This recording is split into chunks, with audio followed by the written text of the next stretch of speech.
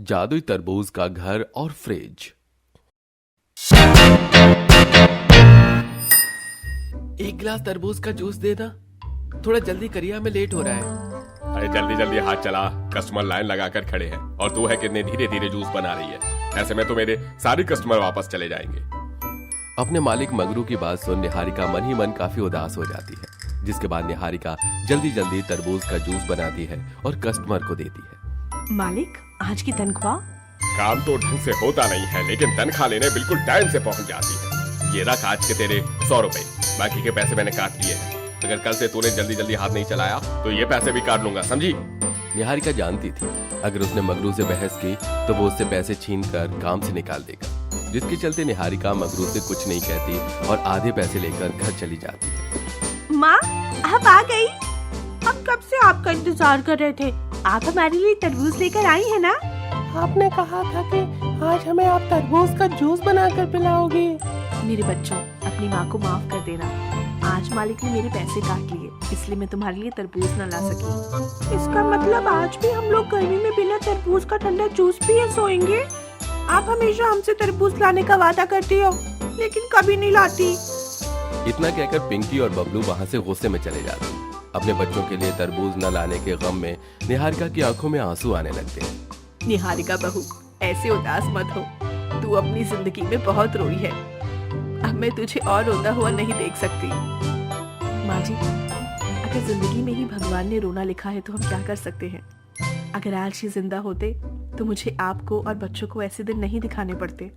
निहारिका के पति अनुज की एक लंबी बीमारी के चलते मौत हो गई थी, जिसके चलते अब निहारिका की सास और उसके दोनों बच्चों की जिम्मेदारी निहारिका पर आ चुकी थी। निहारिका एक तरबूज की जूस की दुकान में काम करती थी और मिलने वाले पैसों में ही अपना और अपने परिवार का पेट पालती थी।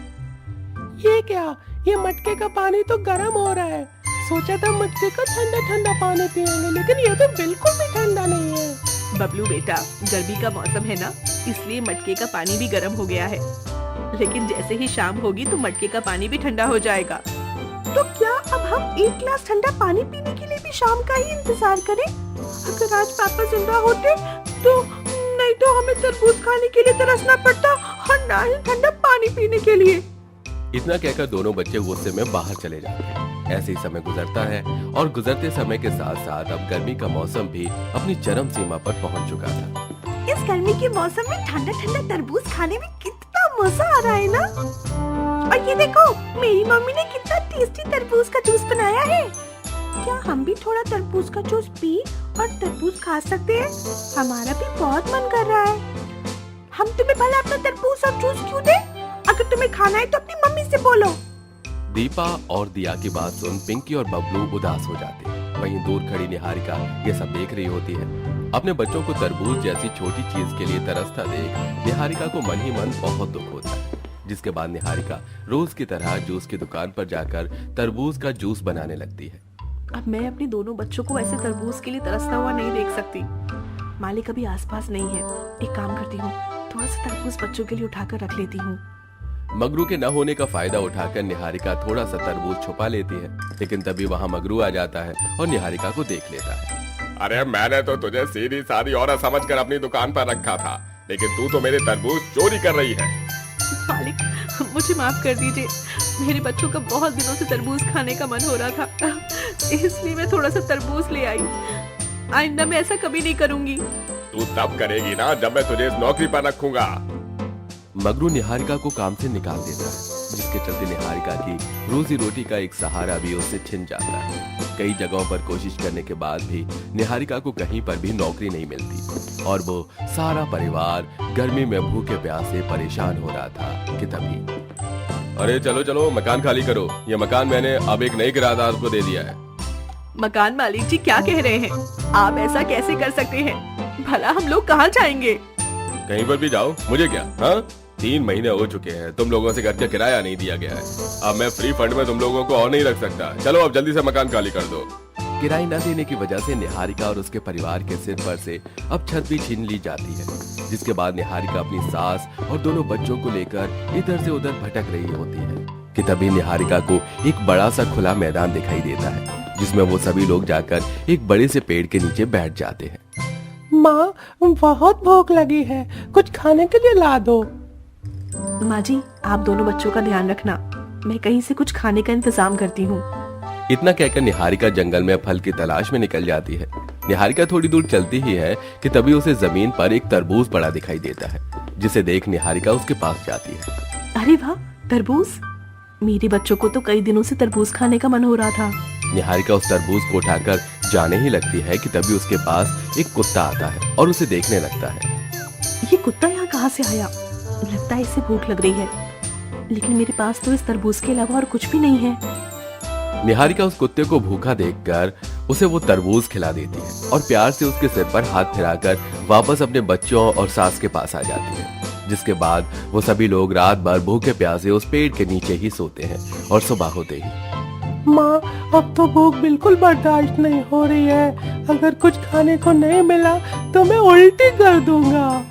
अपने बच्चों की ऐसी हालत देख निहारिका काम ढूंढने की तलाश में निकल जाती है। निहारिका को एक मजदूरी का काम मिलता है। निहारिका अपने बच्चों के लिए पीठ पर भारी भारी बोरे ढोती है, जिसके उसे 50 रुपए मिलते हैं और वो 50 रुपए थोड़ा आटा और दाल लाकर उसे पेड़ के नीचे ही बनाने लगती है और सभी को देती है। लेकिन निहारिका जैसे ही खुद रोटी का पहला निवाला खाने वाली होती है कि तभी वहां पर फिर से वही कुत्ता आ जाता है। ये क्या? ये कुत्ता यहाँ फिर से आ गया। लगता है इसे भूख लग रही है। एक काम करती हूँ, एक काम करो, तुम मेरे हिस्से की रोटी खा लो। तूने खुद 2 दिनों से कुछ नहीं खाया है और तू अपने हिस्से की रोटी इस कुत्ते को दे रही है। हम तो इंसान हैं, भूख लगने पर हम बोल सकते हैं, लेकिन ये बेजुबान जानवर कैसे बोलेगा? अगर मेरे भूखे रहने से किसी बेजुबान जानवर का पेट भरता है तो मुझे बहुत खुशी होगी।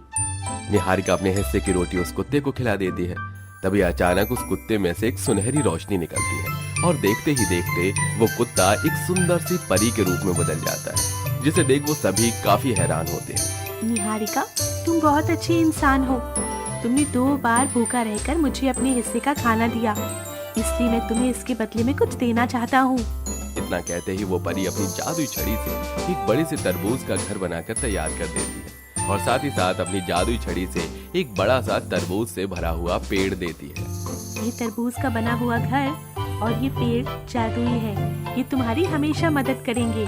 इससे तुम अपनी और अपने पूरे परिवार की जिंदगी बदल सकती हो। इतना कहकर वो परी गायब हो जाती है, जिसके बाद अब सभी लोग कैसे उस तरबूज के बने हुए घर के अंदर जाते हैं। माँ, इसके अंदर में से तो बिल्कुल तरबूज की खुशबू आ रही है और ये घर कितना ठंडा है। हाँ बहू, ये घर तो काफी ज्यादा ठंडा है। ऐसा लग रहा है कि इस घर के अंदर ना जाने कितने सारे एसी लगे हुए हैं। सभी लोग उस तरबूज के बने हुए घर के अंदर जाकर काफी ज्यादा खुश होते हैं। जिसके बाद अब निहारिका उस जादुई तरबूज के पेड़ से ढेर सारे तरबूज तोड़ती है, जिसके बाद अब सारा परिवार मिलकर तरबूज खाता है। माँ अगर इस तरबूज के साथ तरबूज का ठंडा ठंडा जूस होता तो कितना अच्छा लगता है ना। बबलू अपने हाथ में तरबूज का टुकड़ा लेकर ये बोल रहा होता है और बबलू के इतना बोलते ही उस तरबूज के टुकड़े में से सुनहरी रोशनी होती है और वो तरबूज का टुकड़ा जूस के गिलास में बदल जाता है, जिसे देख निहारिका कहती है, इसका मतलब अगर हम इस तरबूज को हाथ में पकड़कर इससे कुछ भी मांगेंगे तो हमें मिल जाएगा। माँ, तो हम तो इसमें से फ्रिज भी ले सकते हैं ना? बहुत गर्मी है, गर्मी के मौसम में ठंडा ठंडा पानी पीने का मन करता है। निहारिका जैसे ही तरबूज लेकर फ्रिज का नाम लेती है तो वो तरबूज का टुकड़ा एक फ्रिज में बदल जाता है, जिसे देख वो लोग बहुत खुश होते हैं। बहू, आखिरकार भगवान ने हमारी सुन ली और सब कुछ ठीक हो गया। अब हमारे पास रहने के लिए ये तरबूज का घर और ठंडा पानी पीने के लिए तरबूज का फ्रिज है। अब निहारिका उन जादुई तरबूज से तरबूज का जूस बनाती है और उसे बेचने के लिए निकल जाती है। अरे ये जूस तो काफी अच्छा है, रिफ्रेश है और कितना टेस्टी है। अरे इतना अच्छा तरबूज का जूस तो मैंने आज से पहले कभी नहीं पिया। निहारिका उन जादुई तरबूज के बने हुए जूस को बेचकर अब अपनी रोजी का सहारा ढूंढ लेती है और ऐसे ही अब उनकी जिंदगी हंसी खुशी गुजरती है। गरीब लोगों की भी जादुई तरबूज देकर मदद करती है।